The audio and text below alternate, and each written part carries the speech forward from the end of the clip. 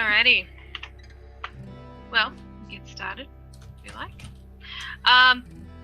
Cool. Welcome to the stream. We have our art team here, plus producer and audio extraordinaire. Well, Tim and Jess. I don't know if you want to introduce yourselves a little bit first, and then we can get rolling with the whole team.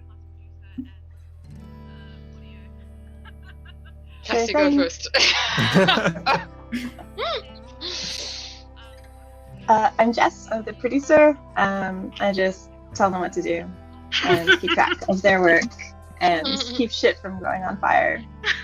Tim is going to be hosting us today. Tim, do you want to introduce yourself? Yeah, g'day, I'm Tim.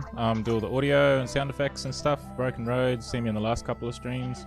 Yeah, I'm just here to help out, so yeah.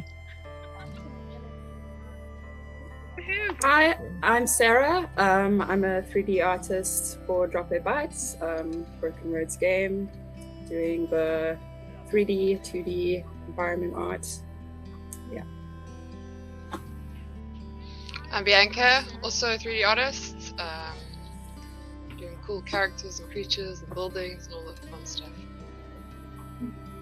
I'm Cassandra. I am mostly responsible for the concept art, 2D, character designs, outfit designs, lots of the painting and illustrations. Yeah. Hi, I'm Luke. I'm the level designer, Drop Their Bites. And I also handle assembling props and importing props into Unity to assemble into levels. Yeah, and I'm Ryan. I do visual effects and tactical art for all things sparkly. So yeah. Cool. Last but not least, I'll introduce myself. If you don't know me, I'm Kerstin. I'm the art director. I've been on a couple streams before, so this one is here to highlight the rest of our team, everybody else who actually makes the art, and I, like Jess, just kind of tell them what to do. Some of you have already got in we've already got a bunch of questions going, which is awesome. But to kick us off, I'd like to just show some of the work that we've been doing. So we got the Miro linked in Steam chat. We'll put that in now if you want me to. Sweet. So our wonderful producer Jess, who is the best at organizing things and people, suggested that we pop up a Miro board, which is a bit like a whiteboard, and the artists have just thrown up some of their most favorite art that they've made in the game. And if you have any questions about anything else that you might have seen, you can always dig up some of those things as well to show you. No spoilers today though, sorry. But the great thing about the board is you can have a look and around yourself. So if you do have any more questions, you can pop me in the Steam chat. Yeah, we're just here to talk about the work we've been doing. So maybe our concept artists, Cassie and Sara, do you maybe want to just do a bit of an overview of your work so far on the board? Sure. Yeah, so I came to Drop Bear back in 2019 and I got busy on lots of concepts. You can see on the character board, I did the concepts for the scouts. So, do you want to screen share as well, just in case anyone doesn't have access? Or Tim, Sure. are you gonna? Yeah, do you want me share to the screen board? share the board now? Yep, can do. Oh, you muted. Okay, so should I screen share? Yep, no, board's all shared now. All good. Okay. Cool. Okay. Just for anyone who doesn't have the board and for like future recordings and stuff, Cassie, if you want to share your screen for the board. Okay, cool. Yeah. Okay, can everyone see it? Yeah. Okay, so yeah, I'll just talk about some of my concepts. I'll start with the characters. So these are just some of the scouts that I've done. You can go see them on my art station for more high resolution images. But yeah, the scouts, it's Mishti Dreamer Lewin, Jake Anderson, and Henry Jonesy Jones, and we wanted to make sure that they're the scouts, so we wanted to make them look like a little group. So there's something about their designs that's sort of unifying them, but at the same time they all look a little bit unique and different. We wanted to personalize it, so for Mishti we gave her like a little brooch on a little scarf going around her shoulders, and a little like arm bracelet. And we kept the colors consistent, so it's like kind of these greens and browns, and did lots of iterations at first. As you can see here, like lots of different variations of just military type outfits. Did some research and looked at lots of reference of different kinds of military clothes and combat boots, very like pocketed pants, and some vests, bulletproof vests, and different ways that they could have their weapons strapped around them, and just lots of different variations. And then from the variations, we always pick the ones that we think look best. Here is Henry's a couple of iterations. Some required more iterations than others. So for Jake, I did quite a few more iterations. Henry was just basically these 4. Some of them you land on the right idea sooner than the other. So some of them just tried like with gloves, without gloves, pistol on the waist, or knee guards and elbow guards, and just playing around, trying different things. Some with a hood, some with different types of hats, trying to make sure that like the Australian flair comes through everything. And then here's Jake Anderson's outfit, and here's Mishti. Here's some of Mishti's variations down here. So we all decided that we really liked the little shawl around her shoulders. And then once we pick one that we think really works, then I go on to orthographics, and then I go and I sort of plan out how the weapons strap around them, and just specific details to help the 3D artist, and texturing, and just taking each item, separating them, so that we can also model things that can be reused. So it can be a bit more modular as well. So for a t-shirt, that can be reused quite easily. And breaking each item down, and then here's the orthographics together. And then I think Sara, Bianca, you guys can take it from here and maybe explain more of your 3D process. So I'll go next. Just sort of give us an overview of like what you do. I've got some questions coming in based on what you're talking about as well. So give us an overview of your work. Tim will follow your mouse around. Yep, all good to go. So I'll just present. Should I still present the? No, it's fine because I'm only showing the one screen anyway, so it's all good. Okay, cool. So following Cassie's concepts, I just carry on going to ZBrush, bring them to life. This is Jake. Here's Mishti. She's one of my favorites. She's really pretty. She's a bit of a tomboy. And here's Jonesy. Their guns aren't attached yet. We sort of do that, attach the guns as a separate prop onto the rig, so that's a different prop. Bringing these to life is really, really fun. We focus a lot on the folds in the clothing as per our style. So it reads really well in isometric view. As you can see here, like the deep shadows and the highlights. Other than that, it sort of goes on to texturing. Cool. So it's Jonesy textured. So we're trying to go for like a 2D painterly kind of style in the game, which is why we've got these broad brush strokes and really letting the normal maps do a lot of the talking when it comes to explaining form, but also in texturing, we're giving like baked in shadows and highlights. And yeah, just kind of, sorry. Yeah, so here's my guy, Franklin, adding a little bit of like the painterly brush strokes and stuff in his arms, and character, the child, generic child character. Yeah, so for the environment design as well, for concepts and stuff, this is Arda.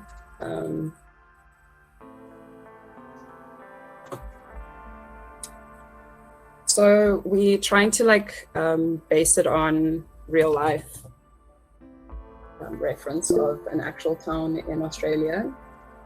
This is a hotel that exists in real life, and we kind of like added our own post-apocalyptic flair to it. Kirst, do you have some questions? Yeah, I think what we'll do is have a brief overview of what you're doing. So what you actually do, right? So you do character texturing, you do environment concept art, you do prop modeling as well. We can have a close look. I've got some questions here that we can ask in a bit. We can have a close look at that soon.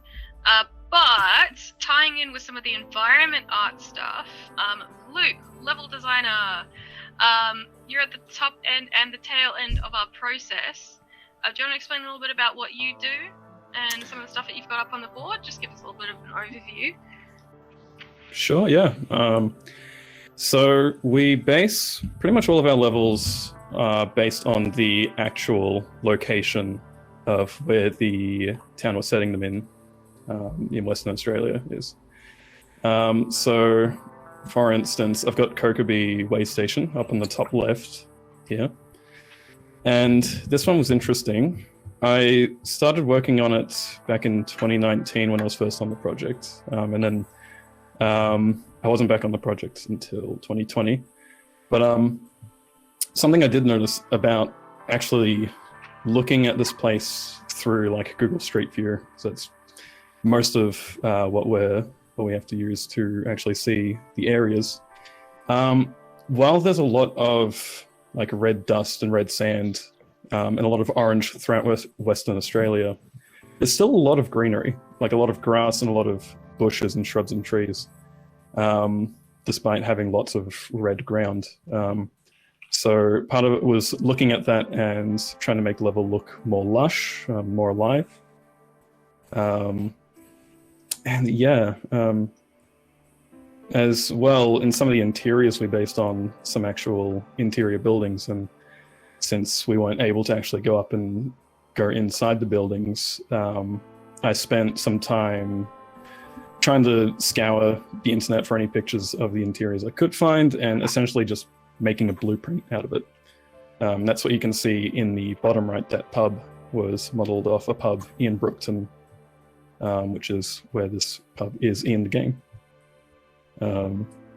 Yeah, so it's a lot of trying to tie in what it looks like in the real world and seeing what we can do with that and what kind of post-apocalyptic take we can have and how we can sort of have fun with it, I guess. Cool. Thanks, Luke. Last but not least, always, Ryan. What is it that you do in general for our game? Yeah, so I have a really kind of cool position, at least I think so, where I get to sort of come in after a lot of the levels and stuff have been assembled, and then try and bring it sort of that last little step to life. So with various visual effects and whatnot. So whether that be, clouds of bugs or flies, as Australia is a little bit notorious for, spiders, or the occasional little scrambling lizards, or something like that, and trying to add just those extra little bits of movement, especially in a painterly world that's already sort of concept art styled. You don't want it to feel too static or anything. So adding in lots of little touches, both from sort of the VFX side and a technical art side as well. So that might be things like having leaves on trees just kind of like swaying in the wind a little bit. And another thing I've been working on a fair bit recently is adding in some tools and whatnot for other people on the team to help sort of bring these environments together. So one of those that I've been working on is a tool to create fences. That was something we noticed really early on, was just really, really tedious to do by hands. And if you ever had to adjust the sizes on anything, it was such a nightmare. I'm really sorry, Luke, for all that we put you through at first. I place all these fences by hand. So yeah, it's kind of the case where, a little bit of work up front makes things a lot easier later. It's also really satisfying to play with. But yeah, it allows you to sort of readjust, restructure a lot of things. And yeah, so some of the other tools that I've worked on, Tim, you're welcome to skip ahead a little bit. I recorded a lot of video for this. Was for adding some grass into levels as well. Sort of as Luke was mentioning with, noticing just how much vegetation there is in Australia, and really trying to get that sort of authentic feel to it. Yeah, so painting in some grass around levels helps sort of draw things together a little bit, and especially when it comes to sort of sticking the whole world together, making it feel real and alive. It's been really cool, and it's also very fun to play with. And yeah, one of my favorite projects, I think that I got the chance to work on just in the last couple of weeks actually, was a tool to make some ivy as well, to sort of grow over various props. Again, just sort of playing with this idea of bringing the whole world together, making things feel cohesive and not just sort of separate static props in a large open area, but adding in those little details that would be really, really hard to do as individual models. Like Sara, we would never, I hope, ask you to have to model ivy for a specific building. It'd just be so insanely tedious. Yeah, for sure. Please let me do it. It looks like so much fun to use. Yes. That vine tool. Just looks so cool. I give you this tool. This tool is for you to go in. Just be like a mini game inside the game. That's what you do though, Luke, right? Yeah. I play with all of these tools. Yeah, Ryan does all the work of making these insanely calculated things, and I'm like, ooh, I get to paint grass on the ground. I get to play. Yeah. Now that we've got a little bit of what everybody does, I want to jump course a little bit and ask you, what are some of your favorite games, and possibly even just inspirations for wanting to get into the game industry? Because I feel like that usually ties together for everyone. So, do we want to do our alphabetical order, normal thing that we have been meeting? Shall we go with you first, Cassie? Okay. Go for it. Right, favorite game and any inspirations? Well, I was late to playing games. My very first game that really inspired me is Journey. That game opened up to me what games could be and how I could find myself as an artist in the gaming industry. And yeah, from there just continued exploring. And right now my favorite game is Disco Elysium. Yeah, so. No surprise there. Yes. Yeah. For me, it's hard to say what's my favorite game. I've been playing games since I was 3 years old, so I love games. Nice. I started with Jazz Jackrabbit. That was my first game I ever played. And then obviously I jumped onto the Sims train when in the 2000s. First we had a computer. My mom bought me the whole box set, and we had a computer that couldn't run The Sims 1. You are so lucky! Your mom bought you the whole thing! I wasn't lucky because the computer couldn't run it. I would cry myself to sleep at night because I couldn't play The Sims. Oh my gosh. And then eventually we got a better computer, and Of course. That actually ever the since same then I thing was happened to me hooked on actually. Sims. Yeah. Oh no, we need to get a computer to run Sims. Amazing. Yeah. But yeah, I like any type of games at the moment. Playing a lot of Overwatch. I recently finished Divinity 2. Really love that. And I just really love sim games. Planet Zoo, Stardew Valley. The typical girly games. But shooters are also fun, and survival games. Oh man, I love survival games. Yeah, I'm sorry, I can't choose what's my favorite game. I play so many. Yeah. I like games. So I'm really amped to like be in the gaming industry, because this is where I wanted to be, and it's where I always want to be, and yeah. I'm gonna get emotional, guys. So sweet. Alright, Luke. We could probably at this stage all predict what you're going to say, but Could you now? tell the world. Tell the To be honest, growing up, my favorite game was the very first Halo, Halo Combat Evolved. I, as a kid, was like a super fan of Halo. Loved all of them. Yeah, as I grew, I guess tastes change and adapt and go in many different ways. And a lot of my favorite games are just from a bunch of different genres. There's Halo. One of my favorite games, which I recently relived through a friend playing it, was Night in the Woods. Really good. Yeah. But if you know me, you know I'm a fighting game enthusiast. I like the 2D fighters. Skullgirls is probably my favorite one. I've played over 1,000 hours. I think that means it's my favorite. I don't know. Give it another 1,000. Yeah. But you know, just I like stories and I like raw gameplay. Anything. But Halo's definitely the one that sort of made me look at games and be like, wow, these are cool. Alright.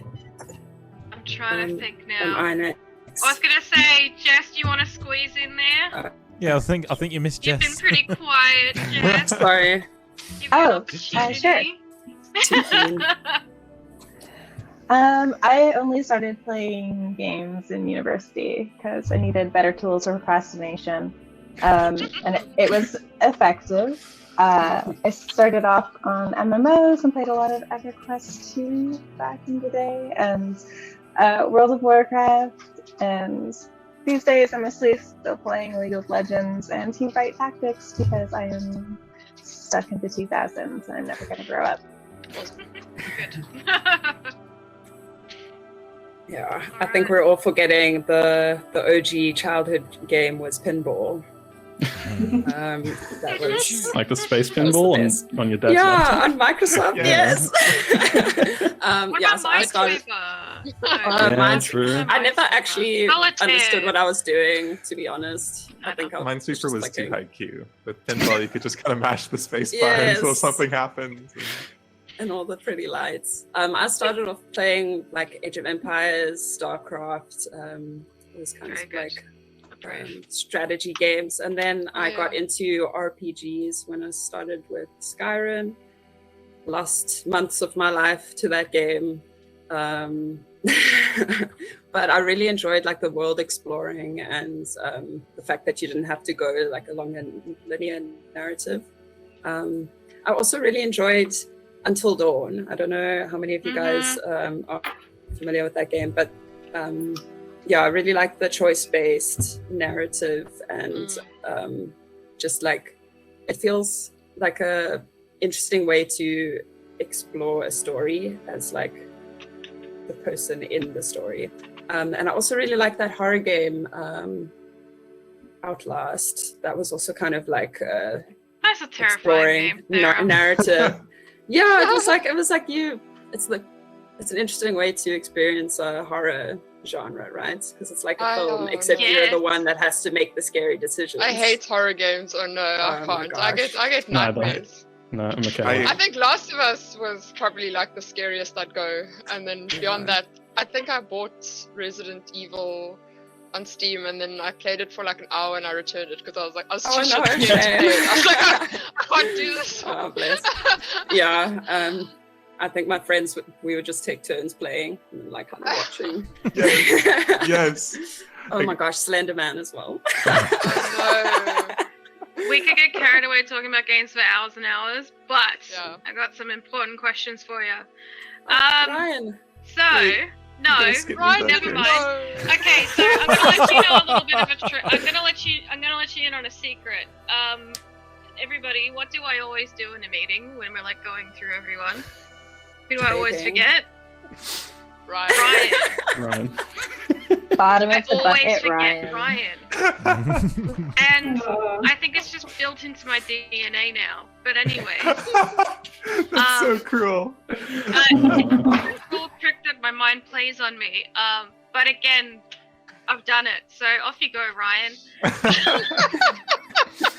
Yeah, laugh through the After tears. that. Yeah. Just wipe away the tears. Look, you got a lot of people to remember, okay? Don't blame me. Okay. Fair. Yeah, so I often feel like I kind of came into video games a bit later than a lot of other people, but I have like made up for it by going back and playing a lot of the much older games, like back to a lot of Nintendo 64, Super NES, PS1. Didn't actually get the chance to own a lot of those when I was younger. But I've actually built several arcade systems specifically to be able to go Alright. back and play a lot of those. Nice. Yeah. But gosh, favorite games. Really big fan of roguelikes and sort of smaller story games as well. I am the type of person to cry at the end of What Remains of Edith Finch. Good. Or Mm. Gone Home. So yeah, different games for different moods. And sometimes you just feel like jumping into Doom and shooting gore until your heart is full, and Awesome. So yeah, but I mean, I can't say I'd have a particularly favorite genre, really. Kind of play across a lot.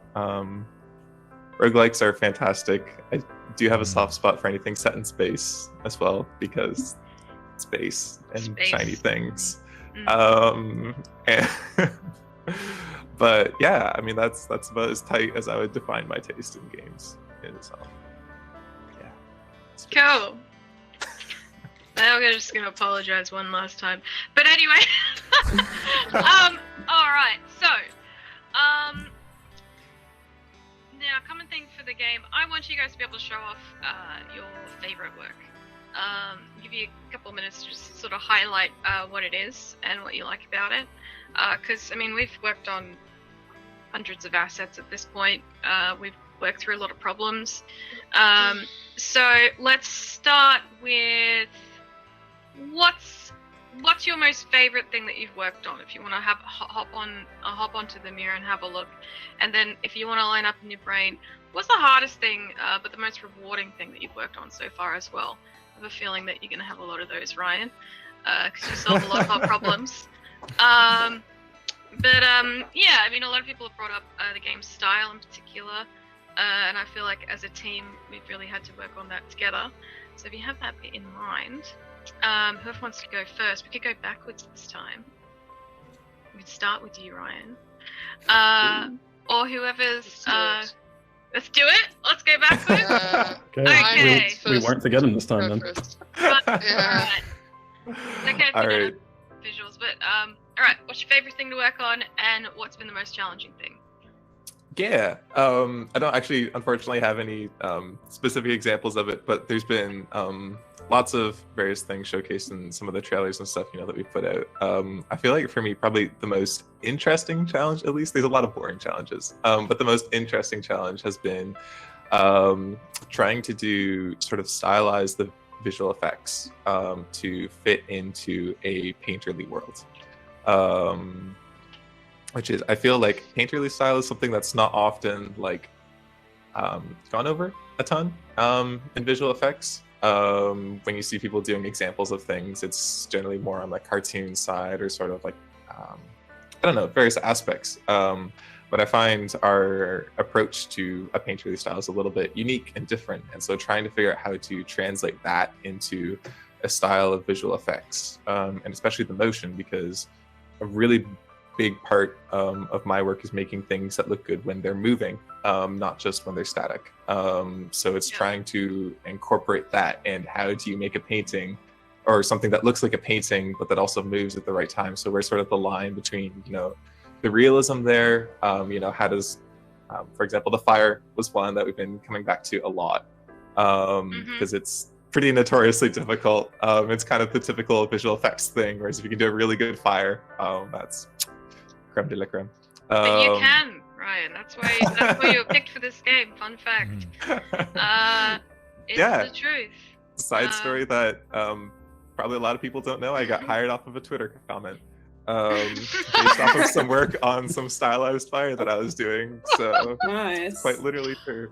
And then you started throwing Molotov cocktails in your backyard, remember? For reference, for video reference. Don't forget that bit. Really? Don't forget that bit. I did actually eventually tell my parents about that one. They were not impressed. It was about 2 years later, yeah. Still not impressed, but it's okay. We're good now. So yeah, but so translating like a painted style into motion has been a very cool challenge.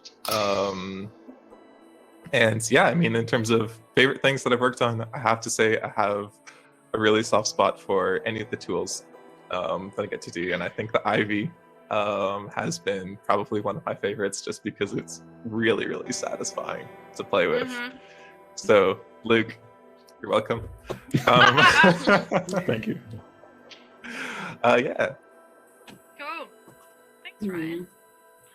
I can't count backwards. I don't know what the alphabet is backwards. So whoever wants to go next, just go. Yeah. It's quite tricky to say what's your favorite thing to work on, because everything's so different. I think especially with my role, you know, like I do a little bit of concept, I do a little bit of 3D texturing. It's like chalk and cheese, but yeah, I really did enjoy doing the textures for these creatures way back. You know, the little camel, I don't know, it's nice because you got like a lot of surface area to play around with that stylized texturing. Yeah. A A lot of work and love went into those little creatures. And my baby is Art level. Like Luke, you and I worked on this together with the like Mad Maxy kind of style game. This was the level that was going to be. Oh, the quality of this image is not great, but it's not letting me upload a higher res. But yeah, this was a lot of fun. This is like the artist quarters, and just kind of like looking at the environments and making up a little story about the kinds of people that are going to live there. And you know, somebody stole purple paint because purple is a very difficult color to make in, you know, the apocalypse. It doesn't occur very often in nature, so it's going to be rare. And somebody had a fight over there about it. Like Leanne, our narrative person, she came up with a lot of these like little backstories and things for, you know, the levels. And I think it just adds a lot of life and story to the game, even if, you know, the player isn't going to know about it. It's cool that there are those little things here and there. There's like the concept for the Art Hotel with a little bit of graffiti, you know, like kind of, because there's artists, they probably want to be a little bit edgy and make some. Oh, here's the the OG Vine scribbles. Yeah, what else? I obviously really love texturing the characters. Yeah, I really like this little Tom Sawyer boy. And Eula, you know, is super colorful. coats that Cassie designed. Yeah. You're like, I love everything. Yeah. Yeah. Pick a couple. That's it. Okay, sorry. No. You know, my real favorite asset was the dead bodies, but we're not gonna. Thanks, Sarah. Sorry. Oh, People die in this game? No way. No, not Anything that. that. The Little burns. teaser. Oh, sorry. Up next, it'd actually be really cool if you had any. Whoops, sorry, headset. It'd be cool if you had any screenshots of Art at the ready as well, just to show off the hotel in particular, just to see how it goes from concept to in-game. But other than that, take the floor. Go Sure. for it. Yeah, I'll grab up Art, whichever, if I can remember which. Oh, there it is. Yeah, but for me, a lot of the toughest things are looking at a big area and like starting to design the level and trying to figure out what are the specific things I want to put in, like all the little corners, and how can I make it more dense, or how can we make it more dense, because we work with the environment design levels and I work pretty closely. Yeah, and it's kind of a thing I don't really visually see until like the very end, or when I start looking at it, is, you know, like, how do I put it? I don't see how good it is until I see how good it is, I guess. It's kind of a weird way to put it. But yeah, sometimes it's hard for me to see just how much we've developed the level. Like, Kogabe specifically was like first designed in 2019 of September 2019, and see where it is now compared to then is amazing. Just with everyone's effort poured into it. I'm currently getting a screenshot of our death with the hotel and everything. We already got one on the board. Oh, do we? I mean, in game is that what you meant? Right. Or If someone checked an image up, I'm sure one of the artists can just grab an image and you can show us a bit about Kogabe, where it was and how you got to where it is. Yeah. We did a screenshot Saturday a while ago, showing off like just a snippet of the level.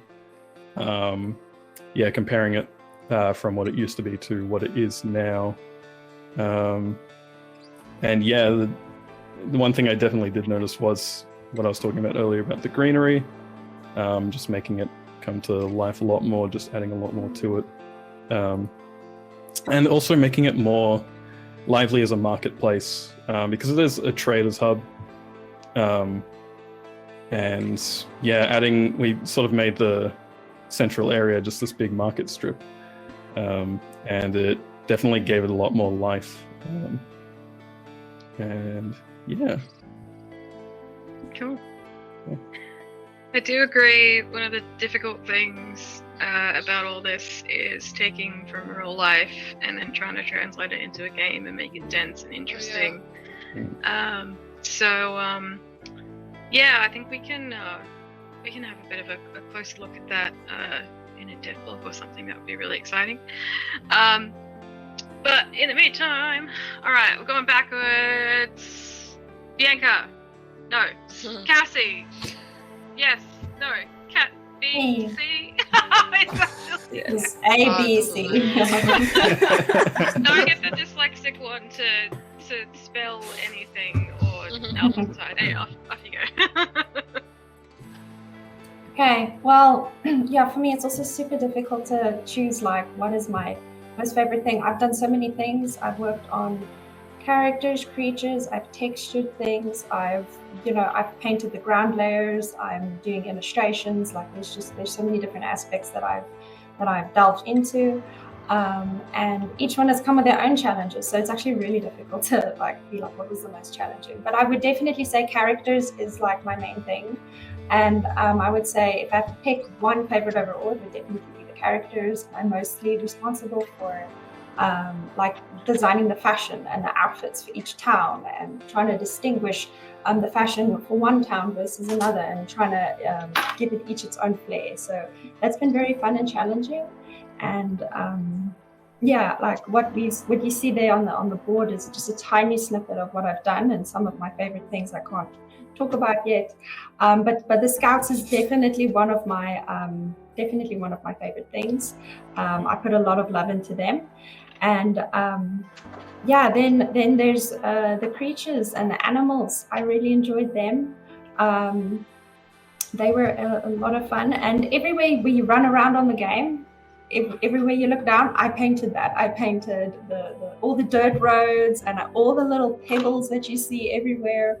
Like I painstakingly try to make it look, very authentically Australian on the ground everywhere you walk.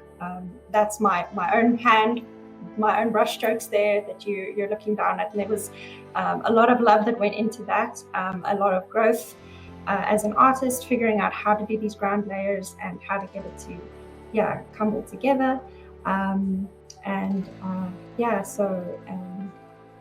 Again, very difficult to pick a favorite thing. There's some sheep. I drew sheep. I had to get acquainted with Australian animals, which was really fun. Had to do some research into Australian animals. And yeah, so far what you can see there is some sheep and some camels and some kangaroos. Yes. Cuffed up them in there. Yes. So yeah, that's what you can see there. And then also like little fun things like little Easter eggs. So if you can like go look at the cans on the board there, you're gonna go find them. Why isn't this top of your list, Cassie? Well, the cans was a big thing, a real fun thing. Cans. Show us the beer cans. Gotta have beer. Cans, yes. So very important for the culture. So the beer cans, yes. So I had to make sort of like parody brands for some Australian beer brands. Some of them I just put like drop beer on and stuff. But yeah, if you look at all of them, I like did a little twist on some typical Australian beer brands that you probably recognize, just a little parody spin on all of them. And so that was really fun, and like nice little fun Easter eggs that you can find in the game. And it was also really fun to grunge them up and put lots of texture and stains and all kinds of. So if you go down, you can see some like really rusty cans. So this is what they all look like before the rust texture. And and you can see how I like grunged them all up and made some nice post-apocalyptic beer cans. So yeah, I've gotten to work on all kinds of little fun things. I've been all over the place. So yeah, I think a challenging thing has been to easily adapt to different tasks and hop onto different things and get my brain in the groove of a new task, which keeps it interesting and challenging. So yeah. Yeah, I think everyone on this team does lots of different things. It's indie game dev. I mean, if anyone else watching is in the industry, you know. But yeah, there's beer cans. When I gave you that task, I was like, I don't know what she's gonna do, and it's just such a simple way Nailed it. that you nailed it exactly. I want to add, I know what one of your biggest struggles is, Cassie. It's one of my biggest struggles, which is the massive Photoshop files that we've got to deal with. Yes, that is. So just add that little tidbit in there. What is it? I mean, environment design files, ground layer files, they get up to Huge. 9-10 gigabytes. Yeah. And so if you think you got a beastie computer to play games, awesome. But to make the games, you need a beastier computer. Yes. Yeah. And this is Very, why very has expensive business. I thought I had a monster computer, and then I realized no, I need even more of a monster. The environment design takes up more processing power than like ZBrush, 3D models even. Yeah. Which you wouldn't expect. Hectic. And this is why Sara has about 64 gigs of RAM on her PC.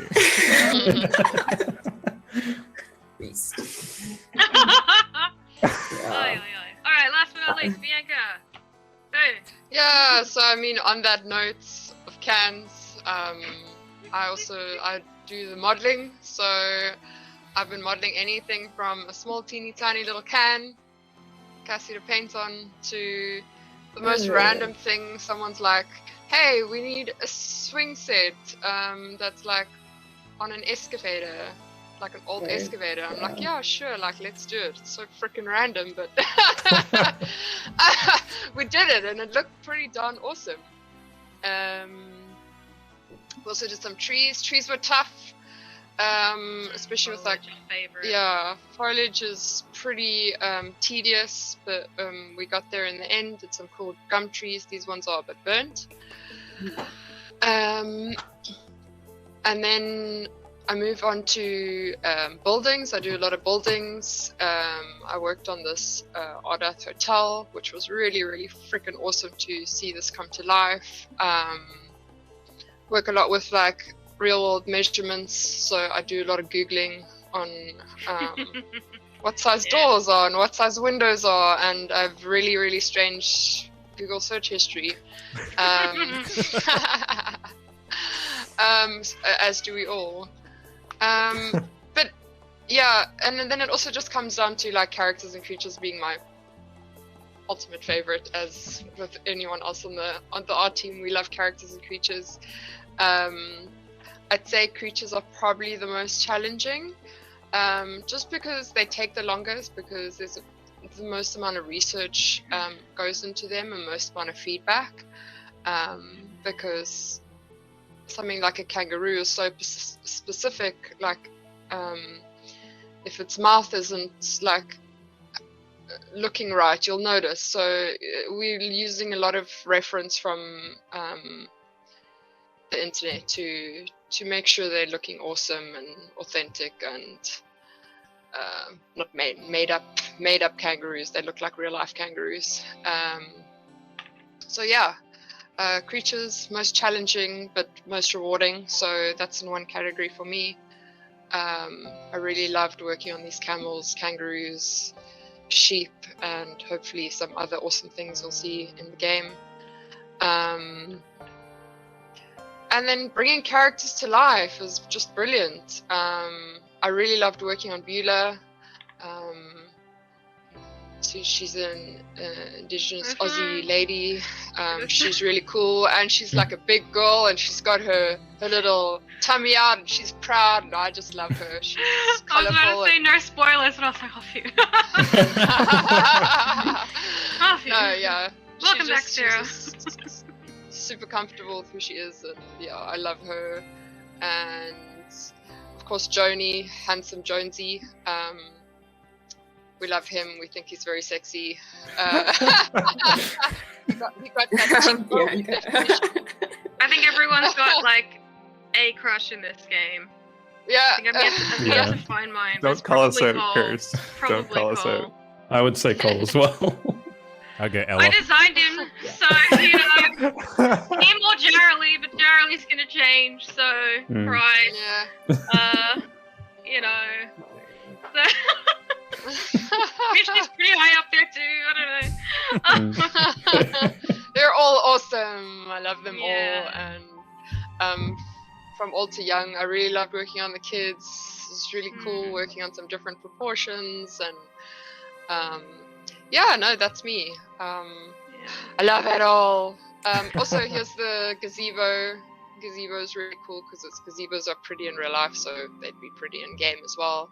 And they're destroyed. Broke and destroyed one, and it's still pretty. I still love it. Aesthetically destroyed. Yeah.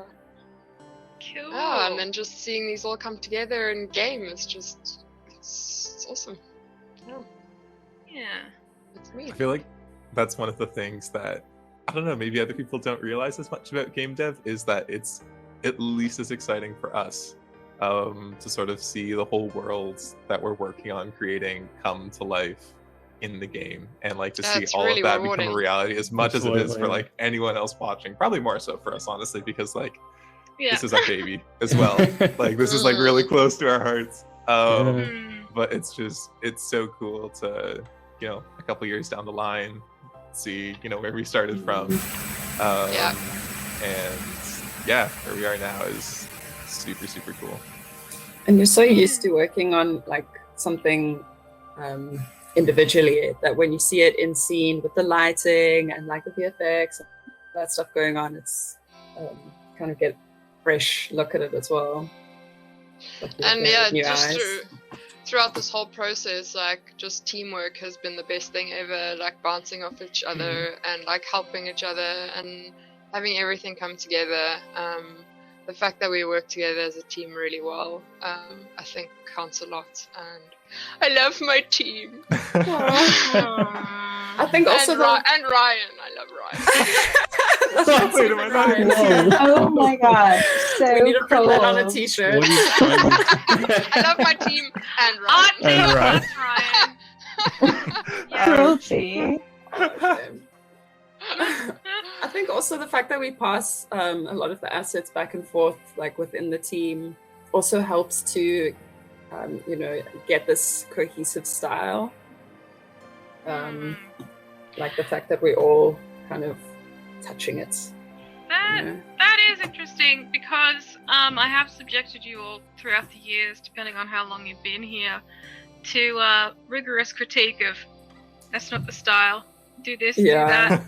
Definitely. So maybe I'll just open the floor up because there's been a couple of questions with like limitations of colors in the game or you know, the style of our game. We've been compared to Disco Elysium a lot. So I kind of sort of open the floor to you guys because I'm a 2D artist. I'm not a 3D artist. So our game is 3D. I've had to rely on all of you quite a bit about, to bring the technical side of everything, like Brian was talking about with VFX and everything, to look like that initial image that I was brought onto the game to Art Direct initially. And, you know, it's funny hearing everyone talk about the challenges that they're facing now, or looking back, because I remember a lot of challenges that we faced with nailing this style, getting the sculpting style correct for the characters. Do we add line work to the exterior of the characters? Do we not? Do we do it interior? Do we do this? Do we do that? We've been like trying to forge our own way because, I mean, we're all pretty young in this industry so far, which isn't a bad thing. It just means we've got to figure a lot out ourselves. So, you know, tell everyone what are some of the things that we have done to carry across that concept art style into our 3D game. Oh, well, I know I really struggled in the beginning because we've got this weird balance between like it's realistic but it's not completely stylized, but it's like realistic stylized. So it was like quite a challenge getting used to. But like anything, you learn and you R&D and you learn to get comfortable with what you're doing. And like I said, just working together and learning from each other. And someone like Sara, who was more comfortable with like stylizing assets than I was, I learned a lot from her. And yeah, and just getting the right brushes as well is really important. Those brushes, man. Brushes? Shout out. But Shout every out to the professional orb. painter tells me they're not important. I don't No, understand, Bianca. They're very important, especially with ZBrush. Yes. You can't make awesome art without the right tools. So shout out to those orb brushes. We love those. We use those everywhere all the time. And they've helped us a lot. Yeah. Shout out to clay polish. Shout out. Yeah, and like in Substance Painter, a lot of the brush alphas like are quite similar to Photoshop. So I feel like because I work with both, they inform each other. My 3D texturing style has changed a lot because of this game, and it's also influenced my 2D artwork style and just the way that I render images and stuff like that. I mean, I always really liked that rough painterly look, I think like it was in my artwork before, but yeah, this game is like it's the fact that you have to kind of like bake in the lighting and really think about how this is going to look in scene while texturing, which is not something that you generally would do in like realistic 3D. I think that's where the style comes through in the texturing. It's like creating fake texture and like, you know, splatters instead of tears and things in the fabric. Yeah, negotiating just keep it looking the like a details. painting. Yeah. Yeah, we talk about big details a lot and letting the edge of your brush do the detail work rather than painting every single little bitty thing in there. Yeah, so it feels like very traditional painting, like you would on a canvas. You wouldn't paint in every single brick of a wall. You would just kind of imply it. But then there's also this, like, it's a marriage of super traditional techniques with obviously a computer. So you've got your like your smart materials and procedural textures and things that you're trying to make look traditional. So it's quite a fun little mind to tease. Cool. Cassie, what about from the concept art side? Because it, particularly with the characters, because that informs the sculpt, it informs the texturing. You know, how do you think it? You kind of drive it from that side? Yeah, well, yeah, it has been a challenge trying to figure out like a specific style, and sometimes it has required a lot of iterations of things before some bit of a process of trial and error before I sort of nail it. I know that I don't draw any faces because my style just doesn't fit with the faces of the game. But yeah, for me, it's been like again, the brushes that use plays a huge role, and it's to get that specific texture consistent throughout. So my concepts, the painting and kind of laying in some colors for whether it's the animals or any of the other things, trying to get those the big brushstroke look from the start in the concepts, so that it's easy to communicate that throughout for the texturing and everything else, and trying to use that as a base for everyone else to go on. So it's been important for me to try and like capture that and make sure I've kind of gotten that nailed down. Yeah, so yeah, it's been a lot of my things have been like laying down flat colors with just like a few like loose brush strokes on top to indicate here's where we've done a bit of texture, here's some highlights, here's some shadows. And yeah, it's been trying to find that interesting balance between because I'm the kind of person that can render and noodle, and it's been like a challenge for me to like become a lot more looser and just like throw brushstrokes down, but in a way that is still quite strategic. So like getting those very strategic brushstrokes down in like just the right place, so that you like have those like big blocks, be like, no, it must like be blocks of shape. It mustn't be like lots of little render noodles. It must be like indicating a shape with just the way you just slide that brushstroke in a particular way. So it's got to look like super like effortless, but it's not. It's like very planned and very strategic how we plan these brushstrokes out, so that it communicates the form in as little detail as possible. So. Yeah, one thing I've learned on this game is simpler is not easier. No ways. Yeah. To make something look simple. I feel like I need to apologize right now. Why? Sorry for doing that 2-hour painting that one time that turned into a video game style. I feel like... yeah, go for it, sorry. Ryan. No, go for it. I feel like just another one of those challenges in figuring out how to stylize something is also when it comes to in the 3D, you know, how much detail to put into, you know, a given 3D model, how much detail to put into, you know, the normal map, and the frequency of details. So if you're putting like how many fine details, you know, do we put larger sort of like sculpted painterly style details in the normal maps and all of that, or into the models themselves, and sort of where that boundary is to get, you know, good lighting and everything from being in game, but also without sort of going too over the top on that aspect, and creating like super detailed, super intricate 3D models that as a result almost just find it too realistic in a way, And they're sort only of kind this of break big. that style. Yeah, a lot of That the as detail well, you don't which I even feel see, like, yeah. I think it all comes down to, sorry, we'll give some time, like, but I think it all comes down to like design. I think you're all very good designers, and you know, it's interesting to see who, like, where the weight falls with all that stuff you're talking about, Ryan. So I think in the early game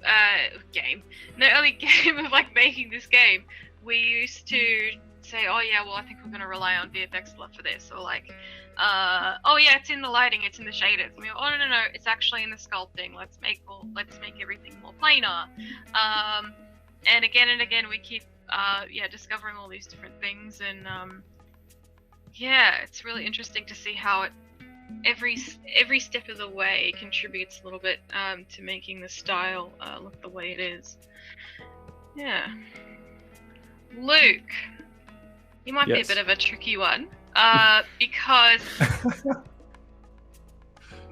you've got to, I mean, with your assembly and everything, you know, with your level design, you can talk a bit about the start, like sort of setting up the, I think I feel like you set things up for the environment designer, but then you come in the end and like that's where your artistic flair kind of comes in. You have to think about all this design stuff. Yeah, definitely. One thing that comes into play for a few times is the actual rotation of a lot of the props that come in, and trying to find a particular angle which shows a lot of detail without making it block other stuff. Like the destroyed gazebo, I once had it in a particular rotation, and we all looked at it and thought it might look better showing more of the inside of it. And another thing as well is when sort of set dressing and putting all the props into place, is sometimes you need to place things in a way that intentionally makes them look busy or looks a certain way, like the Bali Hall combat area. We wanted it to look messy, but it's not as simple as just throwing things in random spots. It's very interesting to think about, like, did this thing fall over or did someone place it on the ground? Is this thing going to be affected by wind? Is, for example, like if something's made in a certain way, it's got a certain arch, like a branch, what is the center of balance of it?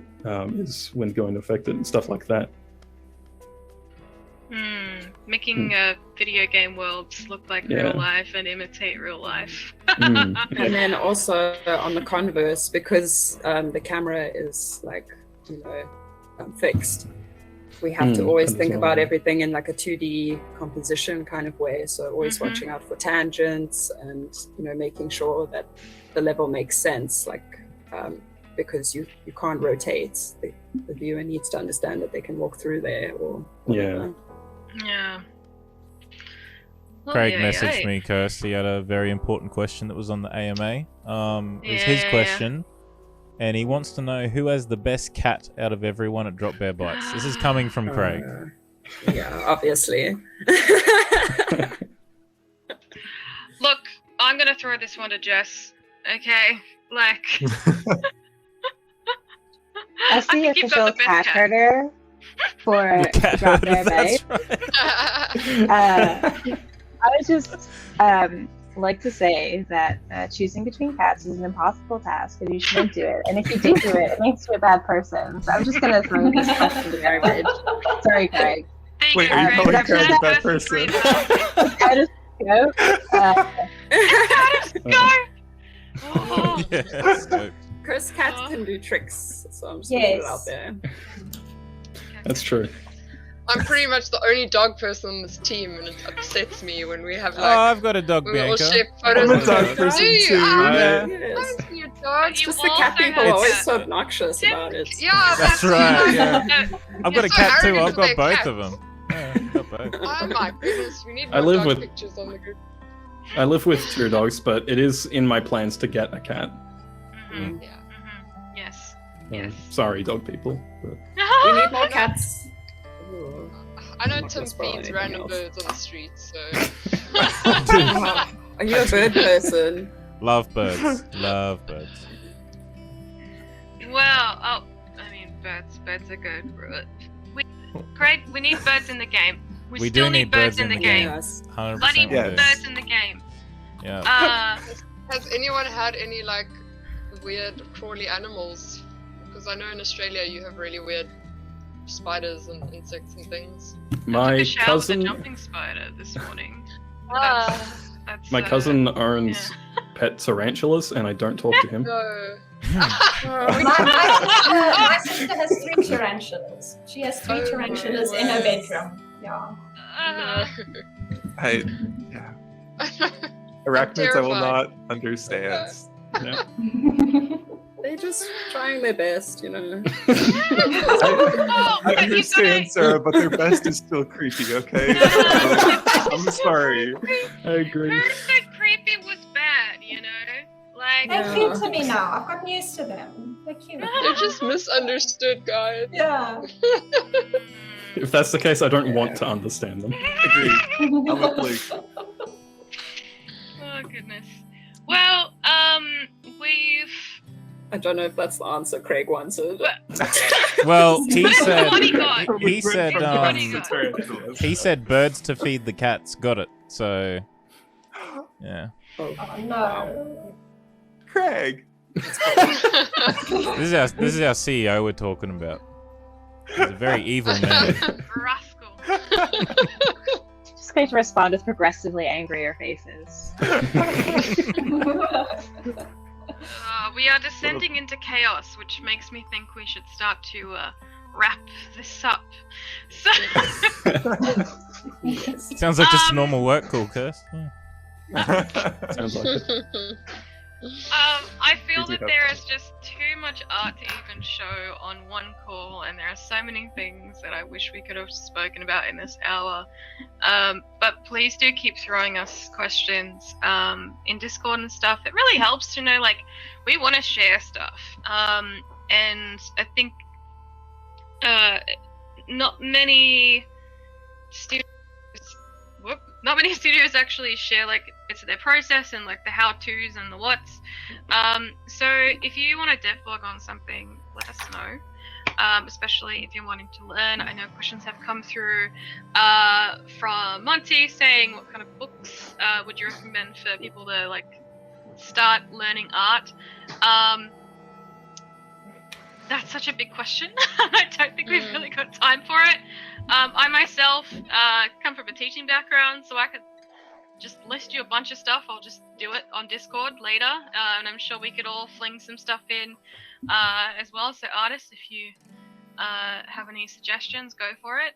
But yeah, I mean, we're accessible on Discord pretty regularly, and yeah, keep your questions coming. Thank you so much for coming to have a chat with us. Our art team extends beyond just who's here, by the way. Someone had asked how many artists are working on the team.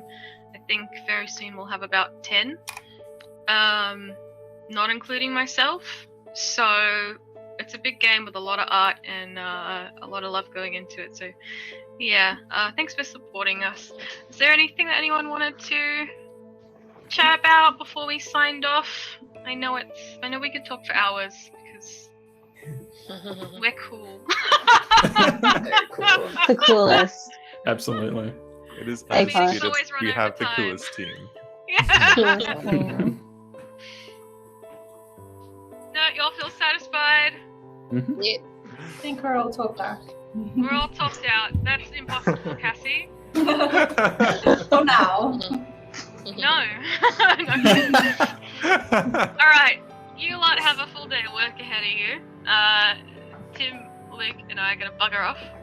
And yeah, thanks everyone for coming along. It feels so awkward to say goodbye, but we have to. Thanks, everyone. Thanks, Thanks a lot. guys. This was Sure. fun. Bye. Cheers. Bye-bye. Bye.